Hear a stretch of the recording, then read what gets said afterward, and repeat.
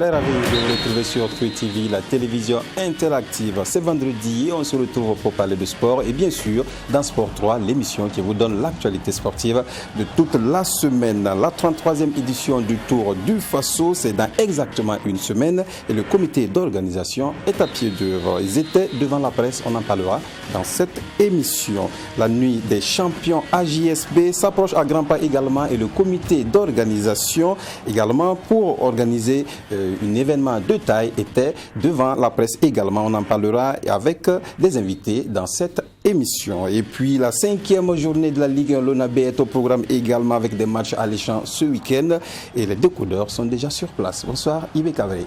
Bonsoir Samy, bonsoir à tous. Bonsoir Issa Keloudo. Bonsoir Samy, bonsoir à tous les téléspectateurs.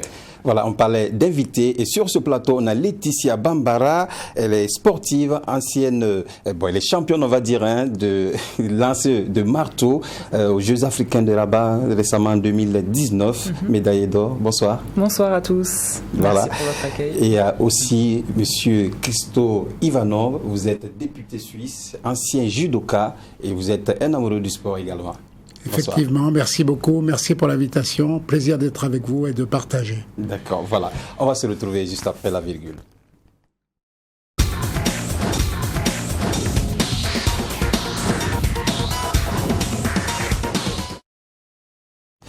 Et on se retourne vers Laetitia pour commencer. Alors déjà, contente d'être au Burkina pour participer à la 26e nuit? Très très très contente d'être ici voilà, pour assister à cette soirée des champions. Oui. Donc je suis vraiment très honorée d'avoir été invitée pour mon départ, mon arrêt de ma carrière sportive. Oui, et déjà cette journée, c'était une longue journée depuis ce matin, vous êtes en tournée, ça se passe bien? Ça se passe très très bien, donc je fais un peu le tour des plateaux et ce matin on a pu rencontrer le Moronaba, donc oui. Je suis très bien accueillie, merci. D'accord, et Christo Ivanov également c'est le même circuit puisque vous étiez avec Laetitia ce matin chez le Moronaba, alors pour vous aussi c'est également un plaisir d'être au Burkina pour participer à cette nuit? Effectivement, ce matin c'était une magnifique rencontre, c'était la première fois que j'ai rencontré le Moronaba, c'était quelque chose d'assez impressionnant. D'avoir ce soutien, de voir qu'il soutient le sport. Il est toujours très actif, je sais qu'il soutient le football et d'autres sports, et c'est quelqu'un d'extrêmement ouvert. Et c'était vraiment enrichissant pour nous de le rencontrer, et également après de rencontrer les journalistes, la presse, et d'échanger. C'est que du bonheur. Exactement. Et c'est pour ça qu'on vous a invité pour la 26e nuit, puisque vous aimez très bien le sport et vous êtes beaucoup impliqué dans le rugby. Parlez-nous un peu de ce rugby avec le Burkina Faso. Écoutez, c'est une histoire d'amour. Je crois qu'on tombe dedans quand on est petit. Moi, j'étais judoka, ancien international, donc le sport de haut niveau, je connais. Et là, il y a eu un projet assez impressionnant sous la houlette de la présidente Rolande Boro, qui est extrêmement investie, chez Ouedraogo, qui est l'entraîneur national, avec comme objectif d'aller à la Coupe du Monde de Paris 2023. Et donc le Burkina a fait un exploit en se qualifiant à Ouagadougou sans être classé mondialement, donc il n'avait aucun classement mondial, en gagnant contre le Burundi et contre le Cameroun pour se qualifier pour les épreuves futures et être dans les 8 dernières nations d'Afrique pour aller à la Coupe du Monde Paris 2023. C'est un véritable exploit. Exactement. Et Laetitia Bambara, on sait que vous avez remporté la médaille d'or aux derniers Jeux africains à Rabat en 2019. Après juste cette compétition, vous raccrochez. Dites-nous pourquoi. Est-ce que c'est le bon moment pour vous? Pour moi, je trouve que c'est le bon moment. Voilà, ça fait 20 ans que je pratique le lancer de marteau. J'ai essayé à plusieurs reprises de me qualifier pour les Jeux Olympiques. Malheureusement, je n'ai pas pu réaliser les minima. Et j'avais quand même le dos assez fragile, donc je me suis dit, cette année, je raccroche. Je sais que c'est pas facile à prendre comme décision, parce qu'on croit toujours à ses objectifs, mais je pense que c'était la meilleure solution. Oui, je rappelle un peu vos performances parce qu'en 2012, vous avez été 2e au championnat d'Afrique, c'était au Bénin. En 2014, au championnat d'Afrique également, vous avez pris la première place. Là, c'était à Marrakech. En 2015, aux Jeux africains, la première place à Brazzaville. Et en 2016, au championnat d'Afrique à Durban, vous avez été classé 2e. Malheureusement, 2 ans plus tard, au championnat d'Afrique à Sabah, voilà, vous avez été classé 7e. Et en 2019, première à Rabat. Est-ce que ce palmarès vous réjouit déjà? Bah, vous voyez, en les numérant, c'est là que je me rends compte vraiment de tout ce que j'ai pu accomplir. Oui. Donc, c'est vrai que je suis très fière d'avoir pu rapporter ces médailles. Et j'espère qu'il y aura une relève à ça. Justement, puisque le Moro Naba vous a parlé de cette relève exactement, il vous a exhorté d'assurer cette relève avec la formation. Vous y pensez souvent? Oui, j'y pense vraiment. En fait, apporter mon expertise dans ce domaine-là, puisque le lancer en général n'est pas très connu en Afrique et au Burkina. Donc apporter mon expertise aux jeunes pour les inciter à pratiquer cette discipline qui est peu connue. Surtout beaucoup. En général, oui, exactement. En général, on s'oriente plus vers les disciplines, le sprint, le saut. Mais je compte bien recruter des futurs lanceurs. D'accord. Quels ont été vos bons moments dans votre carrière selon vous? J'en ai eu plein. Mais je retiens donc ma médaille au championnat d'Afrique en 2014, où là c'était vraiment ma première médaille internationale. À Marrakech. À Marrakech, exactement. Donc ça c'était vraiment un de mes meilleurs souvenirs. D'accord. Yves? Alors j'ai envie de placer un commentaire par rapport à la carrière donc, de notre championne. Et après donc elle est raccrochée, on a senti ça comme un couteau dans le dos parce que c'est quand même dans l'une des rares disciplines où on arrivait à glaner pas mal de médailles. Et subitement, après une médaille d'or, elle décide de raccrocher comme ça, alors qu'on avait encore espoir qu'elle allait davantage nous rapporter pas mal de médailles et qu'elle raccroche. Et la question que j'ai envie de poser aujourd'hui, c'est quoi votre quotidien après avoir accroché avec le Maroc? C'est une très bonne question. Après, il ne faut pas voir ça comme un couteau dans le dos. Parce que vraiment, le sport de haut niveau, c'est vraiment un investissement de tous les jours. Il faut savoir que je ne suis pas professionnelle, donc à côté j'ai un travail. Donc ma journée se rythmait, donc j'avais une grosse journée de travail, donc de 8h à 17h30, 18h, et après j'enchaînais une journée d'entraînement, un entraînement qui durait 2 à 3 heures, donc je rentrais chez moi à pas d'heure, à 21h.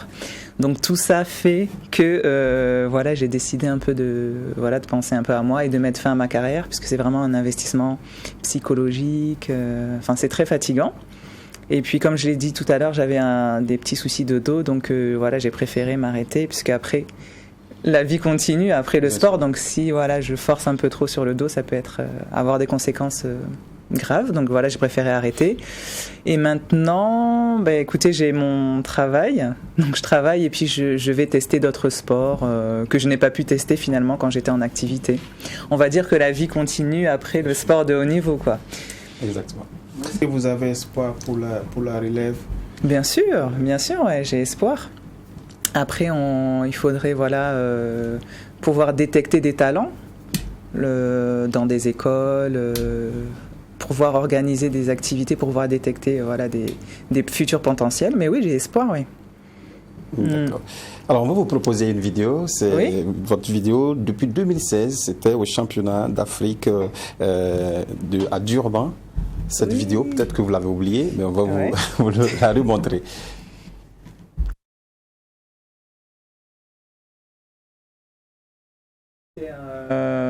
En France. D'accord.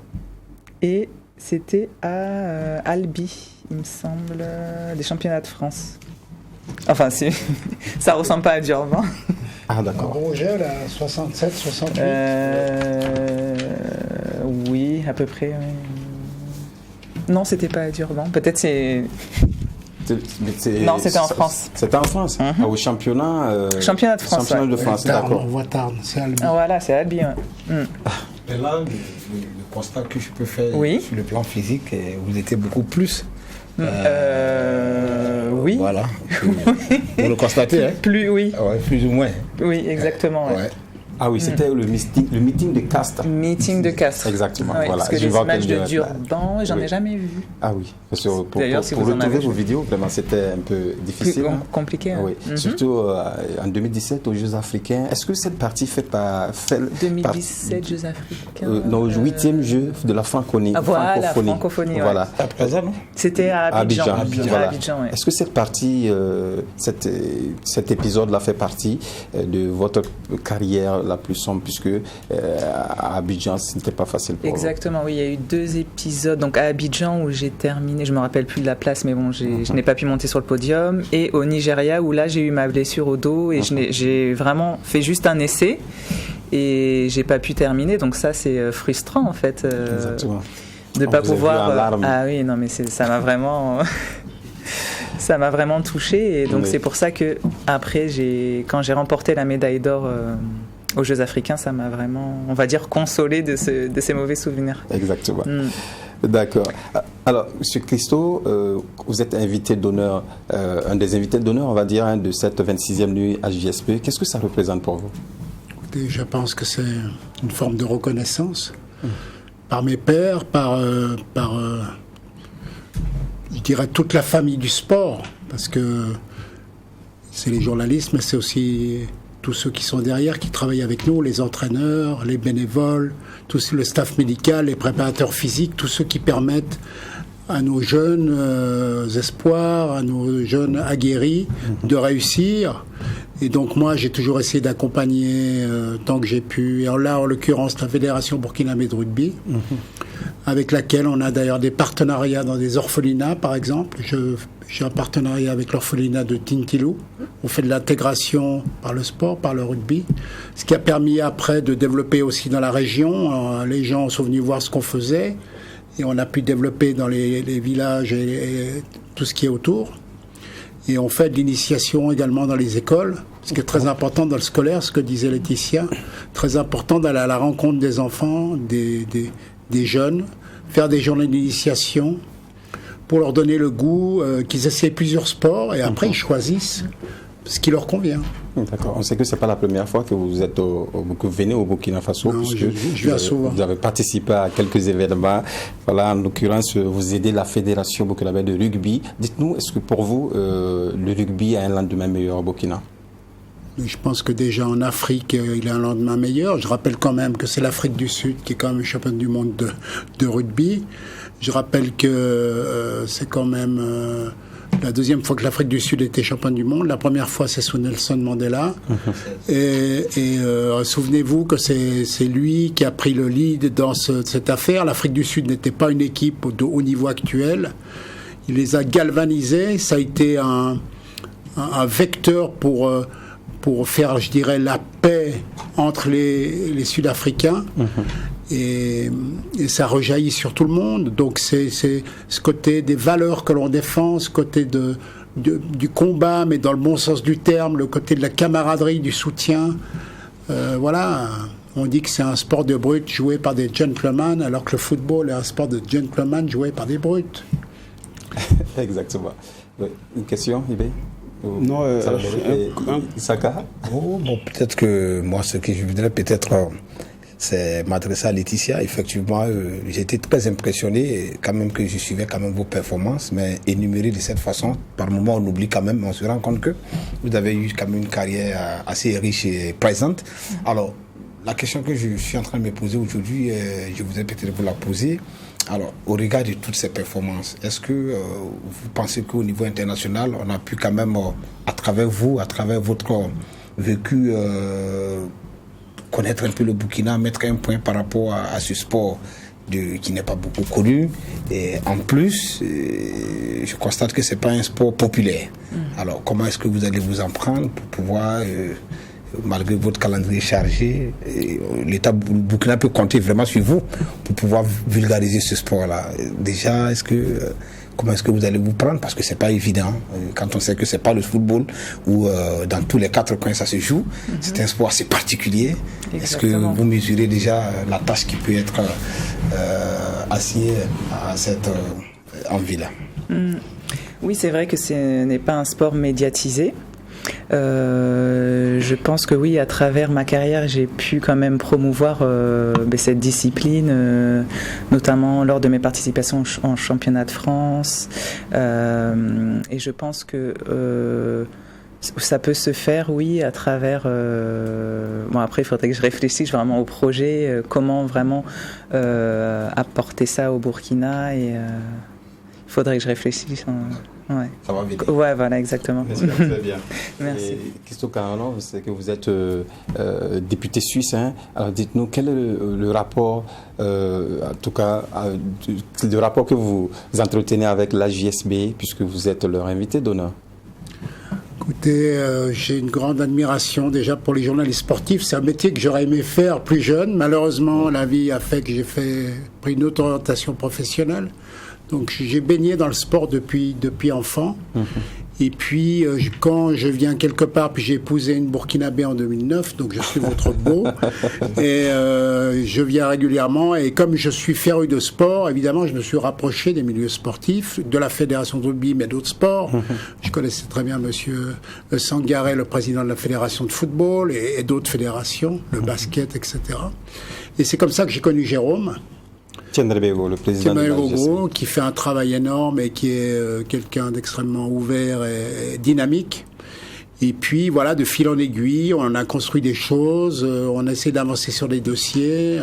J'ai d'excellentes relations également avec Monsieur le ministre des Sports, Dominique Nana. D'accord. Nous avons un gros combat au niveau des infrastructures, parce que c'est capital, il nous faut des salles, il nous faut des terrains. Pour le marteau, il faudrait c'est pas très compliqué de faire des cages. 1-2 cages dans 2-3 villes du pays, on pourrait faire des initiations. Donc je fais grandement confiance à notre ministre des Sports, Dominique Nana, qui a d'ailleurs des projets au niveau infrastructure. Il a commencé à rénover d'ailleurs le stade du 4 août, et d'autres choses sont en route. Et donc voilà, c'est un travail, je dirais, collectif. C'est les politiques, les sportifs, les journalistes, on doit travailler tous ensemble, la main dans la main. D'accord. Alors après une longue journée que vous avez passée aujourd'hui, qu'est-ce qu'on peut dire sur l'organisation de cette 26e journée? Est-ce que vous pensez que ça sera un événement réussi? J'ai participé il y a 2 ans. Je crois que l'année dernière, c'était annulé il y a 2 ans. D'accord. C'est une organisation extraordinaire, c'est une soirée magnifique, c'est beaucoup d'émotions, des échanges, et je crois que c'est ça finalement, le sport c'est la vie, donc le but c'est de partager, de communiquer, et puis d'être bien ensemble, et de transmettre cela à la population qui va nous regarder à la télévision. D'accord. Voilà, c'est le message, c'est un message de transmission, et envoyez vos enfants dans les clubs de sport, et il faut qu'aussi les fédérations se bougent, si j'ose dire, d'aller dans les écoles, de faire du scolaire, de créer des événements. Vous parliez de Jérôme quand il avait organisé par exemple la Ouagalaise le 8 mars. Voilà, c'est ce genre d'initiative. La journée des femmes, on les fait courir, on les fait marcher. C'est ce genre d'initiative qu'il faut prendre pour l'intérêt général. D'accord. Alors pour terminer, Laetitia, ce matin vous avez assisté à la cérémonie du faux départ du Moronaba. Dites-nous comment vous avez apprécié. Oui, j'ai apprécié ce moment-là. C'était impressionnant. Ce coup de feu? Le coup de feu, oui, j'ai été très surprise. D'ailleurs, vous aussi, non? Ah oui, bien sûr.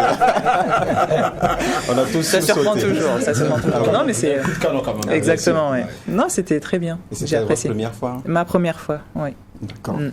Alors, ça sera un événement qui sera marqué dans votre esprit. Exactement. En tout cas, le sport et la culture, voilà. ça va ensemble. C'est ça. Voilà. En tout cas, merci d'être venu sur ce plateau. Merci à vous. Voilà, merci Christo Ivanov. Merci à vous. On espère vous retrouver encore une fois sur ce plateau. Il y a des chances. Il y a des chances. D'accord, voilà. Vous restez avec nous, on va parler de cette 26e nuit à JSB. Le comité d'organisation, en tout cas, était ce matin du côté du Moronaba, afin de présenter les invités d'honneur de cette 26e nuit des champions. Jérôme Tiendrebeo et son équipe, Claude Rwamba et tous étaient chez le Moronaba. On suit ce reportage. Laetitia Bambara, Christo Ivanov, Hugues Fabrice Zango et Iron Bibi sont les invités d'honneur de cette 26e nuit des champions à JSB. Pour respecter le protocole, il était de bon ton pour le comité d'organisation, avec à sa tête Claude Rwamba, de se rendre chez le chef suprême des Mossé, patron de la cérémonie, afin de lui présenter ses invités. Une occasion pour demander également des bénédictions pour la réussite de l'événement. Vous savez que nous sommes en plein dans l'organisation de la 26e nuit des champions à JSB et nous avons des invités d'honneur à qui nous avons tenu à présenter donc à faire venir chez le Moro Naba qui est le patron donc de la cérémonie et que nous avons estimé qu'il c'était bien qu'il puisse voir ces invités d'honneur là, à savoir donc Laetitia Bambara, Christo Ivanov qui viennent pour la première fois au palais de Sa Majesté, mais le but en tout cas c'était de leur faire découvrir dans un premier temps la cérémonie du faux départ et ensuite recevoir les bénédictions de Sa Majesté, donc qui est le patron, qui ne sera pas là, mais c'était quand même bien qu'ils puissent voir ces invités d'honneur là, qui nous ont fait également l'honneur de répondre favorablement à notre invitation. Nous leur disons merci et nous espérons que ça ne sera pas la dernière fois qu'ils viennent au Palais Royal. Arrivée ce jeudi dans la soirée, Laetitia Bambara, championne d'Afrique au lancer de marteau aux derniers Jeux africains à Rabat, a assisté tout d'abord à la cérémonie du faux départ du Moro Naba avant l'audience. Elle se dit honorée. Déjà très contente d'être à Ouaga donc, pour la nuit des champions qui se déroulera dimanche. C'est vraiment un honneur l'invitation que j'ai reçue de votre part, donc suite à l'annonce de ma fin de carrière. Donc je suis vraiment très touchée de cette invitation et également très touchée d'avoir été reçue par le Moro Naba aujourd'hui, qui normalement ne reçoit pas mais a fait une exception. Donc on a pu recevoir les bénédictions, donc ça c'est vraiment très touchant et on le remercie du fond du cœur. Même son de cloche pour Christo Ivanov pour sa première fois chez le chef. Donc c'est un saut de géant. Et je remercie infiniment toutes celles et tous ceux qui m'ont nominé pour cette soirée. Et j'espère être digne. Et comme mon épouse est burkinabé, je suis quelque part votre beau. En tant que patron de cette 26e nuit des champions à JSB, le Moro Naba n'a pas manqué de prodiguer des conseils et bénédictions au comité d'organisation. Il exhorte par ailleurs Laetitia Bambara, en fin de carrière, de se reconvertir dans la formation pour assurer la relève dans la discipline. Voilà, tu es bien dit. Et on reçoit sur ce plateau pour parler de cette 26e nuit des champions Claude Rwamba, qui est le président du comité d'organisation. Bonsoir Claude. Bonsoir Samy, bonsoir donc aux consultants. Bonsoir. En tout cas, très ravi d'être sur ce plateau. J'espère que je ne serai pas cuisiné comme ceux qui m'ont précédé, donc voilà, mais je suis là, je suis à votre disposition. Ne vous inquiétez pas, vous êtes un habitué du plateau. Ouf, mais face à des... Vous faites un bon travail, il n'y a pas de raison de vous cuisiner. Quand vous avez en face de vous Ibe Cabré et Isaka et Limamobile, Isaka et Moudo, vous ne savez pas à quoi vous en tenez parce que ça peut venir de partout et ce à quoi vous vous attendez pas. Ne vous inquiétez pas, ça sera uniquement que sur la J'espère bien. Alors, dites-nous Claude, à quelques jours, à 2 jours on va dire, de cette nuit, voilà, est-ce que vous êtes prêts? Bon, vous savez que dans ces genres de manifestations, on n'est jamais prêt. Maintenant, on essaie donc de mettre les petits plats dans les grands. Il y a toujours quelque chose à peaufiner parce que la barre qui a été fixée depuis plusieurs années par la GSB est assez haut. Et il va falloir relever le défi, comme on l'a dit. Chaque année, il faut faire plus que ce que vous avez fait l'année dernière. Donc, c'est vrai que l'année dernière, il n'y a pas eu de nuit des champions à cause de la maladie à Covid-19.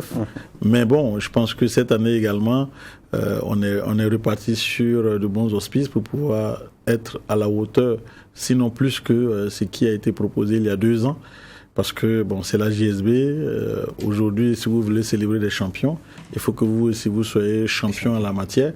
Donc voilà, il faut ajouter la terre à la terre pour que l'édifice puisse atteindre un niveau toujours meilleur. Oui. Et lors de la dernière conférence de presse, le président Jérôme Tiendebero a signifié que le budget n'était pas totalement réuni. Est-ce que cette nuit pourra se tenir malgré cela? Vous voyez que j'ai plus de cheveux, c'est vrai, mais on essaie de faire avec. C'est vrai que le sponsoring au Burkina n'est pas aussi fourni que cela. Je pense qu'Issaka Ilboudo, qui est promoteur également de Sabots d'Or, le sait très bien. Jusqu'à la dernière minute, il faut encore se tirer les cheveux. Donc pour le moment, je vous le dis clairement et de façon honnête, voilà, le budget n'est pas bouclé. On essaie donc de faire des réajustements, de faire des repositionnements, de voir, il y a des poches de tension. Maintenant, bon, comme on dit à jour J-2, ben, on va espérer que donc, les mécènes continuent de mettre la main à la poche. Parce que, vous savez, ce qui est intéressant dans cette nuit-là, voilà, la JSB ne fait pas cette nuit pour pouvoir chercher de l'argent parce que vous voyez, il n'y a pas derrière, il n'y a pas quelque chose de mercantiliste derrière. C'est vraiment montrer aux gens que tous ceux qui ont apporté des sensations, des vibrations sur tous les terrains de jeu aujourd'hui méritent en tout cas qu'on puisse reconnaître leur valeur et que, au-delà de tout, ça soit évidemment une invite à ce qu'ils puissent aller conquérir l'Afrique et même l'international. Et je pense que ça n'a pas de prix parce que, comme on dit, il n'y a pas plus grand ambassadeur que le sport. Quand vous entendez Laetitia Bambara qui réalise ses performances et que le Ditanier résonne dans les travers de plusieurs... voilà. Donc, quand vous entendez ça, vous vous dites que waouh, le Burkina Faso peut atteindre des sommets. Donc, ce n'est que par le sport. Je pense qu'il n'y a pas meilleure diplomatie que ça. Voilà pourquoi il faut associer son image à cette nuit des champions qui reste quand même, je dirais, le plus grand événement sportif au Burkina Faso parce que ça sera repris par plusieurs chaînes de télévision. C'est un événement, je dirais, au niveau national qui n'a pas d'égal. Il faut, sans modestie, voilà. Clair, je pense que qui n'a vraiment pas d'égal. Et c'est ça veut dire que dès lors que vous devez célébrer ces champions-là pour non seulement leur montrer que si on est reconnaissant par rapport à ce que vous faites, ce n'est pas pour que vous dormiez sur vos lauriers, c'est pour que, évidemment, vous puissiez porter, en tout cas, l'étendard du Burkina Faso très haut. Et je pense que c'est un peu ça le message de la nuit des champions. Et voilà pourquoi on demande à tout que tout le monde puisse apporter quelque chose pour que, bon, cette nuit-là soit véritablement une nuit pour célébrer ces champions-là, mais également aussi un message pour, en tout cas, ces lauréats-là, parce qu'ils sont très jeunes pour la plupart, donc de pouvoir faire plus. Et il était de bon ton pour vous de rendre visite à votre patron, le patron de la cérémonie, Sa Majesté le Moro Naba, et lui présenter en même temps les invités d'honneur de cette 26e nuit. C'était très important parce que Sa Majesté a toujours accompagné la JSB. Et je pense que ce saut-là a une valeur. Voilà. Cette valeur morale-là, elle est inestimable. Voilà. Parce qu'au-delà même du Moro Naba, il faut comprendre en tout cas que c'est toute la communauté coutumière qui soutient la JSB. C'est comme ça en tout cas nous on voit. Et c'est comme ça également le Moro Naba aussi donne ce message-là. Au-delà de lui, c'est toute la communauté coutumière pour dire que le Burkina Faso dans toutes ses composantes, dans son ensemble, on soutient ce que vous faites. Et ça a aussi été le cas lorsque vous avez été à Bobo organiser la Super Coupe à JSB, vous avez rendu compte au chef Bobo Mandara. Tout à fait. Voilà, et donc, je pense que c'est aussi comme ça. Sans distinction. Même à Bafora, voilà, je pense que la communauté coutumière fait partie intégrante de la société burkinabé. Et aujourd'hui, au-delà donc des autorités politiques qui sont là, il faut aussi tenir compte de ce pan-là qui fait partie de notre réalité, et je pense que en faisant cela, et le Moro Naba également, vous avez vu, qui prodigue de bons conseils, vous avez vu ce qu'il a dit à Laetitia Bambara, mais également aussi au député suisse qui est également aussi burkinabé par alliance. Voilà, qui soutient le sport dans son ensemble. Il est là également, il soutient le rugby. Le rugby aujourd'hui qui a cette reconnaissance au niveau mondial, mais pas seulement que le rugby. C'est un véritable mécène pour le sport burkinabé parce que il travaille à pouvoir avoir donc des partenaires à l'extérieur, à financer évidemment la construction, voilà, des projets, la construction de plateaux au niveau des sports de mer. Et je pense que c'est quand on lui décerne ce prix-là, c'est également aussi une façon de l'encourager et de lui dire également que tout ce que vous faites là, nous sommes au courant, nous voyons et nous ne savons pas quoi vous dire, sinon que cette valeur-là, cette reconnaissance-là pour vous dire merci. Et je pense que c'est tout le sens. Et puis, vous avez vu, et tous ceux qui font, parce que ces reconnaissances-là, c'est pas que pour les personnes physiques. Vous avez Madame Soulama qui est cette dame-là qui est une mécène également aussi au niveau donc du cyclisme, qui est un sport dont on pense que c'est pour les hommes. Et là, elle essaie d'investir, elle tient un club, elle anime donc la vie donc dans cette discipline-là. Et je pense que voilà, c'est pour leur montrer que bon, nous sommes là, nous voyons tout ce que vous faites. Et puis l'athlétisme qui est là, parce que la Fédération burkinabé d'athlétisme aussi, en tant que personne morale, voit donc ses valeurs, en tout cas tout le travail fait pour l'athlétisme burkinabé. Voilà tout ce bon qualitatif qui est fait en avant pour l'athlétisme burkinabé aujourd'hui avec cette médaille olympique et tout ce qu'il y a de Fabrice Zango et tout ce qu'il y a derrière. Je pense que c'est tout un travail qui est fait, mais ce n'est pas pour une seule personne. Voilà pourquoi on récompense la Fédération burkinabé d'athlétisme pour dire que c'est l'ensemble de tous les présidents qui se sont succédés à la tête de cette fédération-là et qui portent aujourd'hui fruit. Et je pense que c'est un peu ça le message. Voilà, c'est un peu ça l'esprit donc de la GSB. Et puis Madame Rolande Boro, qui est la présidente de la Fédération burkinabé de rugby, qui aujourd'hui, qui est une femme battante. Vous savez, le rugby, on dit c'est le sport des garçons vrai. Mais elle y est.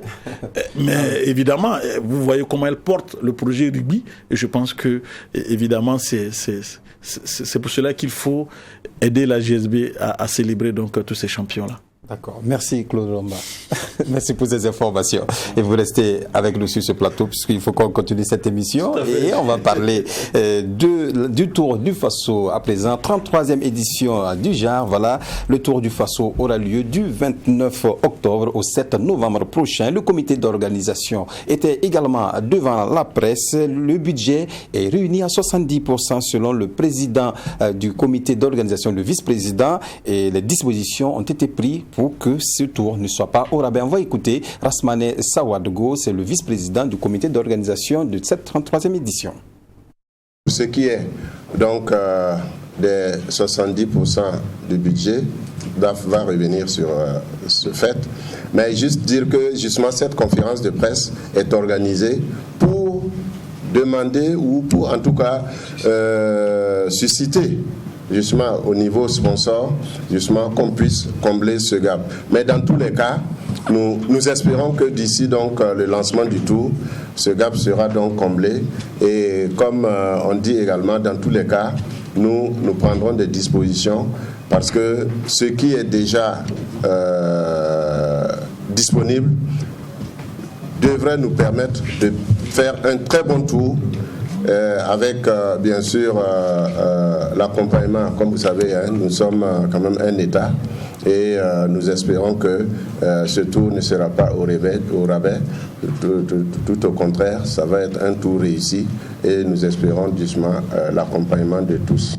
Voilà, Rasmane Sawadgo, vice-président du comité d'organisation. Pour lui, même à 70%, on peut organiser ce Tour du Faso, malgré que l'année dernière, on n'ait pas pu organiser. Ibé.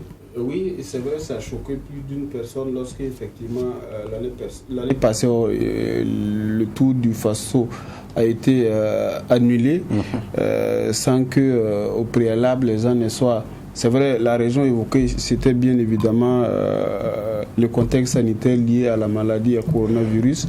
Mais après, à côté de ça, on aurait aimé aussi avoir donc d'autres explications et d'autres raisons qui ont motivé justement la suspension. Mais qu'à cela ne tienne, le ministère rebelote cette fois-ci.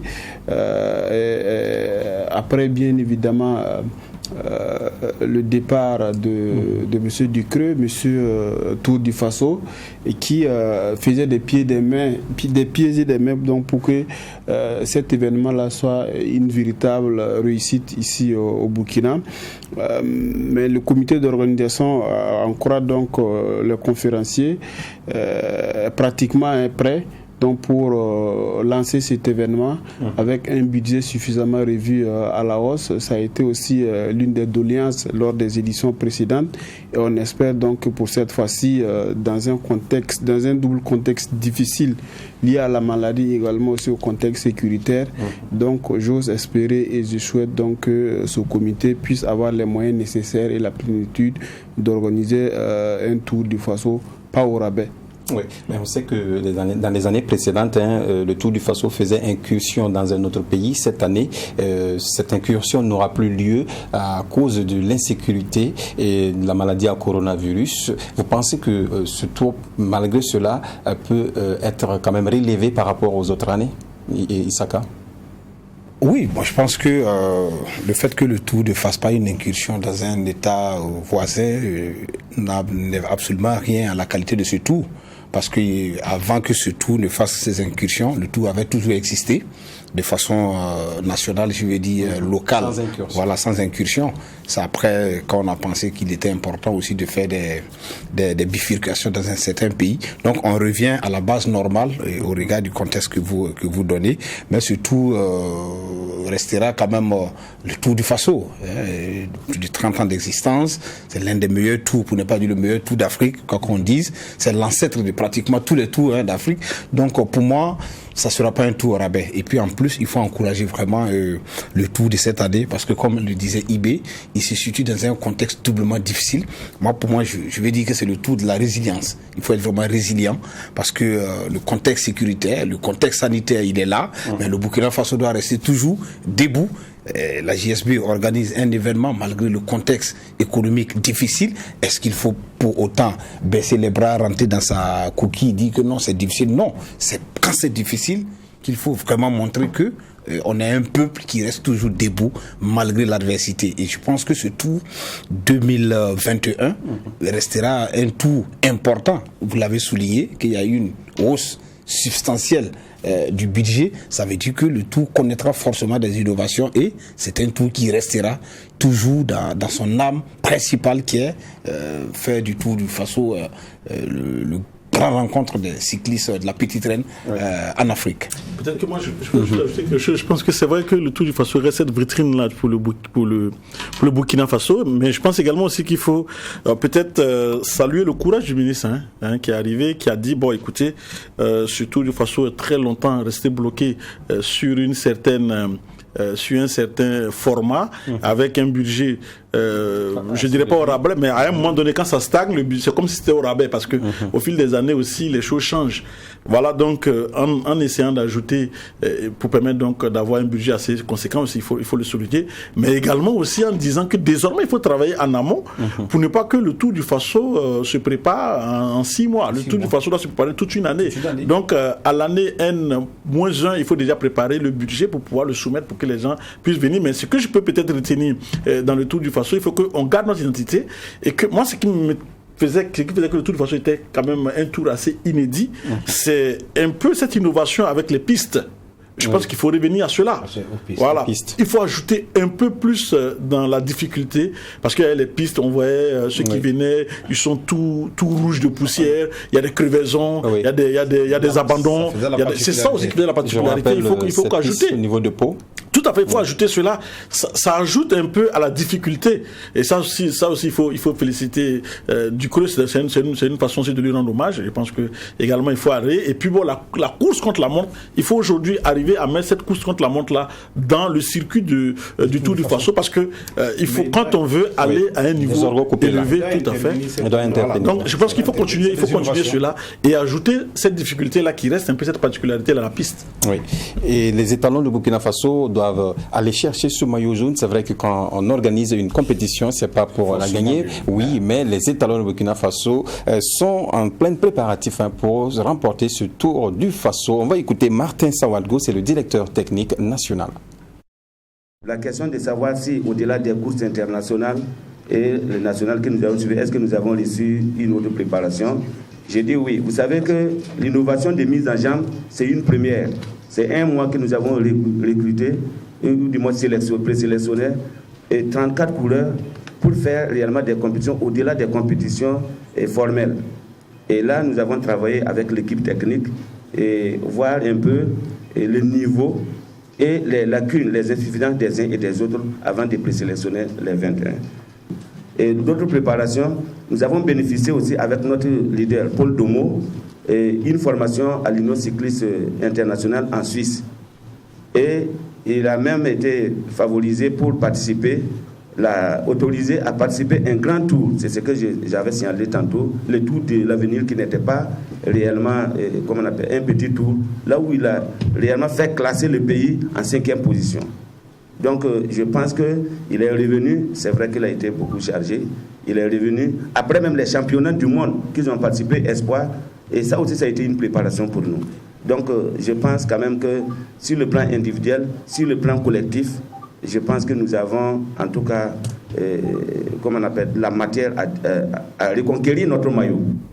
Voilà, de la matière pour reconquérir le maillot jaune avec un espoir. Paul Domon, beaucoup parlent de ce jeune homme qui a apparu dans le cyclisme il n'y a pas beaucoup d'années, mais qui fait beaucoup parler de lui, et il a participé à beaucoup de compétitions cette année en vue de préparer ce Tour du Faso. Est-ce que l'espoir doit forcément reposer sur Paul Domon?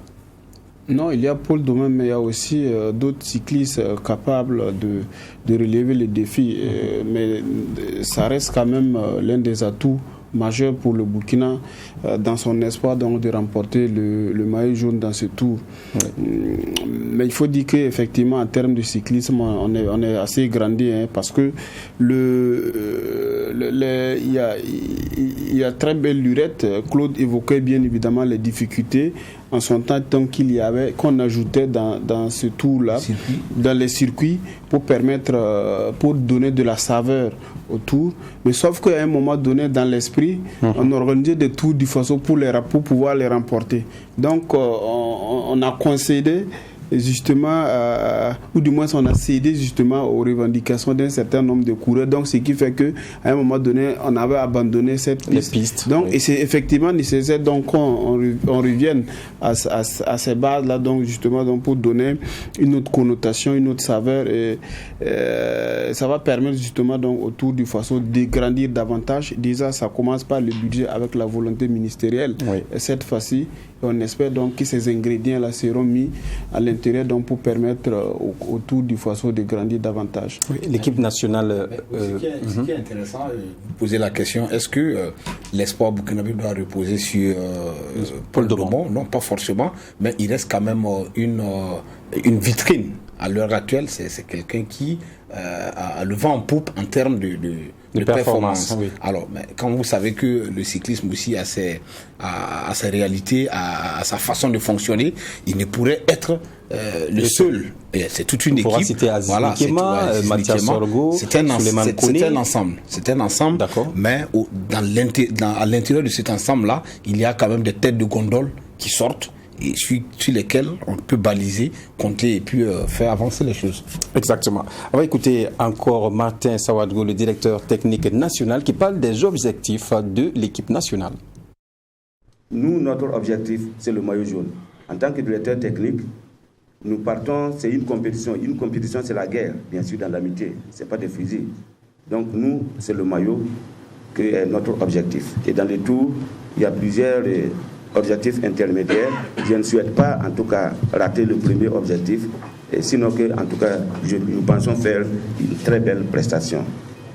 À la question de savoir si les coureurs burkinabés ont les moyens de remporter le maillot, je dirais oui, parce que nous participons à une course de notre catégorie de 2.2 ICI. Et nous partons bien sûr, comme les autres. Et si la matière que nous avons actuellement, le cyclisme burkinabé actuellement, a effectivement les moyens de remporter le tour. Vous avez vu qu'en 2019, vraiment ça a été de justesse qu'on l'a perdu, avec quelques erreurs, mais je pense que des dispositions seront prises pour que notre ambition soit réellement atteinte. Voilà, les ambitions, c'est le maillot jaune et l'équipe s'est préparée en conséquence et il faut forcément remporter ce maillot jaune. Les étalons se sont préparés. Oui, les étalons se sont préparés. Moi, je pense que ce qui me gêne un peu dans le Tour du Faso, je le dis de façon honnête, je pense que beaucoup ne seront pas contents. Mais je pense qu'il faut arrêter avec 3 équipes des étalons du Burkina. C'est vrai, on sait que c'est une course qui se joue en équipe.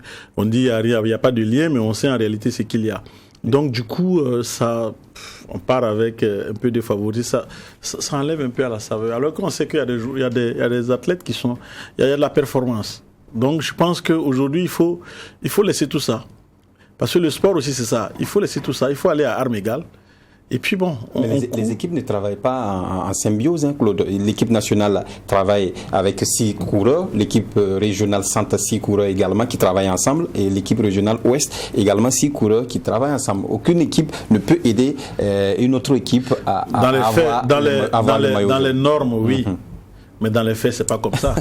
Donc, à partir de ce moment où on a beaucoup participé au Tour du Faso, aujourd'hui, je pense que il faut aussi qu'on puisse grandir à ce niveau-là. Voilà, je pense que, comme on l'a dit, c'est pas parce qu'on organise qu'on veut forcément gagner. Voilà, on sait à un moment donné comment ça se passe.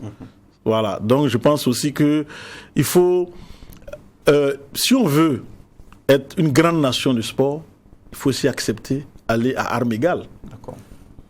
Voilà, ce n'est pas parce que l'Angleterre a créé le football qu'il faut avoir plusieurs équipes d'Angleterre qui vont jouer. Voilà d'ailleurs, aujourd'hui, il y a cette recomposition-là, même en Coupe du Monde, on est en train de dire, c'est vrai que l'Europe est devant, mais la place qu'on donne à l'Europe par rapport aux autres, c'est en train donc de changer. Donc c'est pour dire qu'il faut reconsidérer les choses pour que, essayer de pouvoir jouer avec les équilibres, pour pouvoir être... voilà, moi c'est mon point de vue. Hein.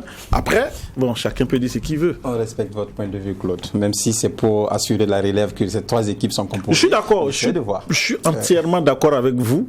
Maintenant, que chacun joue et qu'on joue franchement le jeu, il ne faut pas que les équipes à un moment donné se passent le mot et que on essaie donc de gêner telle ou telle personne. Parce qu'on rappelle qu'il y a un coureur qui a été sanctionné sur la voie de Laye Wairia. Je me rappelle la dame qui est venue en tant que commissaire. Exactement. Voilà, elle a eu maille à partir de tout le monde parce qu'elle avait voulu, parce que c'était une dame très rigoureuse, qui avait voulu donc être véritablement dans les règles de l'art, très stricte. On a vu ce que ça donnait. Ça a créé quelques petits incidents parce que tout le monde veut gagner, tout. Voilà. Donc je pense aussi que il faut respecter les règles du jeu. Merci Claude. Toujours en cyclisme, on parle de la première édition du coup de pédale Baporo, couru entre Baporo, Tita, Sabou, Koudgou, Réo et Didir. Une compétition en ligne initiée par un amoureux de la petite reine en vue de soutenir les étalons cyclistes dans la préparation du Tour du Faso et aussi pour le bonheur de la population. On suit ce reportage. En marge de l'organisation de la 33e édition du Tour du Faso, s'est tenue la première édition du coup de pédale de Pinoyer ce 16 octobre 2021. Toutes les équipes de cyclisme, à savoir l'USFA, la SBCL, la JCK et autres ont pris le départ à Baporo pour rallier Didir en passant par Tita, Sabou, Koudgou, Réo, long de 160 km. Au premier sprint intermédiaire disputé à Sabou, c'est la SBCL et la JCK, les 2 échappés, qui sont en tête. Les 2 cyclistes maintiennent la cadence et arrivent toujours les premiers à Réo, devant le maire sorti pour assister à l'événement. À l'entrée du Didir, le reste du peloton accélère, rattrape les 2 échappés et on assiste à une arrivée groupée.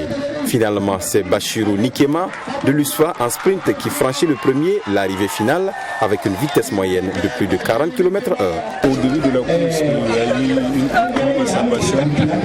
Donc avec mes équipes, il y avait 2 qui étaient devant, donc on a essayé de gérer avec comme je suis le secrétaire de l'équipe.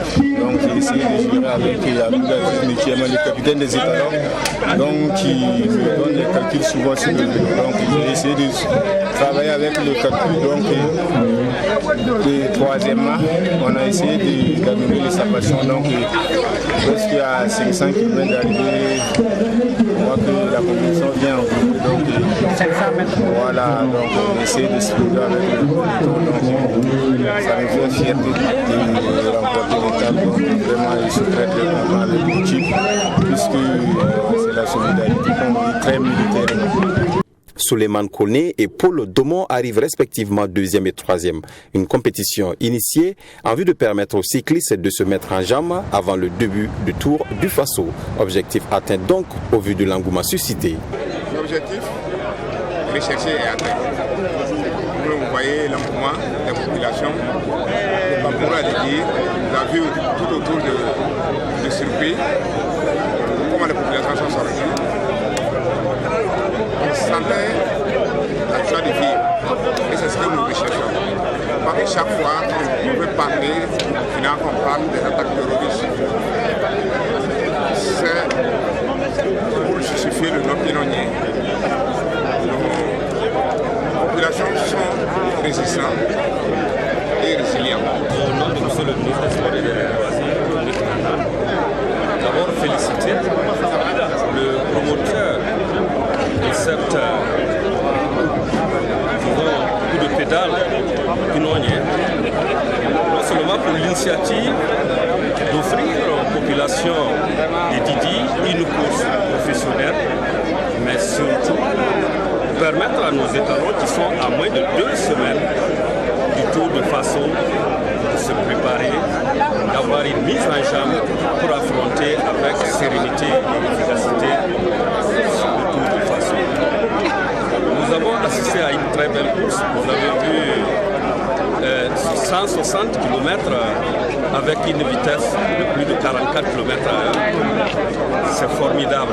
Et cela nous rassure à quelques jours du Tour du Faso que nos étalons sont en jambes et qu'au cours de ce tour, ils promettent de prouver au peuple du Burkina Faso la résilience de nos populations face à l'terrorisme, en prouvant que malgré tout ce que nous vivons aujourd'hui, le Burkina est debout, le Burkina est combatif, le Burkina est résilient et le Burkina va toujours faire des victoires et des victoires. C'est avec donc cette compétition coup de pédale pinonnier que les étalons cyclistes terminent la phase de préparation intense du Tour du Faso. Les 5 meilleurs à l'arrivée ont été primés et rendez-vous est donné à l'édition prochaine.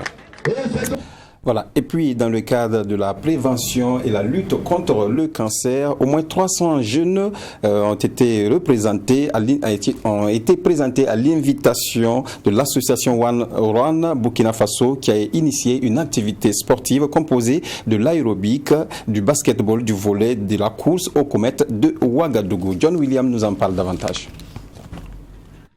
À l'initiative de l'association One Run Burkina Faso, des centaines de jeunes accompagnés de leurs parents ont pris d'assaut les travées du comète pour soit de l'aérobic, du basket, du volley ou de la course. Première du genre, cette activité est une véritable vitrine de promotion pour l'association One Run. One Run, c'est une organisation au niveau international qui organise des activités dans le but de lever des fonds pour soutenir la lutte contre le cancer, précisément la recherche contre le cancer. Vous savez qu'il y a un lien entre la pratique de l'activité physique et puis la réduction des risques liés au cancer. Activité sportive, promotion de la santé et prévention de certains risques, un triptyque désormais indissociable pour One Run, si bien que la structure a décidé de porter son choix sur la jeunesse et sur plusieurs sports collectifs. Des canaux qui, selon le président de One Run, peuvent aider à atteindre ses objectifs. Le but en fait de One Run, c'est de faire bouger les gens pendant 1 heure de temps. Donc toute initiative qui permet donc aux gens de bouger, et vous avez remarqué que notre public est essentiellement un public très jeune. Donc c'est un public qui est beaucoup plus attiré vers les sports collectifs qu'ils connaissent bien, qu'ils adorent, notamment le football, le basketball, le volleyball, et puis éventuellement le running, qui dit pratique de tous ces sports, parle aussi donc de courir. Donc voilà pourquoi nous utilisons ces moyens-là. Aussi bien pour la mobilisation que la participation, les initiateurs et les participants affichent un bilan globalement satisfaisant. C'est vraiment important pour nous, comme les profs, moi comme mère d'être sportif, je pense que ça donne un bon exemple à nos élèves qui sont là, nos enfants aussi, donc d'être maman, grand, n'importe qui peut faire le sport. Donc c'est vraiment important pour la vie. Et on est très très émus. Et c'était vraiment un objectif. On trouve que notre objectif est atteint, vu l'engouement, vu la mobilisation. Et vraiment, c'est super. En 1 heure, les participants ont pu montrer leur savoir-faire dans les différentes disciplines concernées. Mieux, pour susciter un meilleur engouement au prochain One Run Global Relay, les organisateurs ont organisé une mini tombola qui a valu aux heureux gagnants de repartir avec des lots. Voilà, merci à John William Somda pour ce reportage. Et c'est avec ce reportage qu'on met fin à cette émission du jour. Merci Claude Romba d'être venu. Dimanche 24 du côté du CIAO, salon Pavillon Soleil Levant. D'accord. Nuit des champions à partir donc de 20h. 20h, merci. Merci au décodeur Ibé. Merci. Voilà, c'est Isaka. Merci. On se retrouve lundi. Avec la grâce du Seigneur, on se retrouvera bien sûr. Inch'Allah. Merci à l'équipe de réalisation autour de Yasmine Konaté. On se retrouve exactement lundi avec une autre émission. D'ici là, portez-vous bien. Au revoir.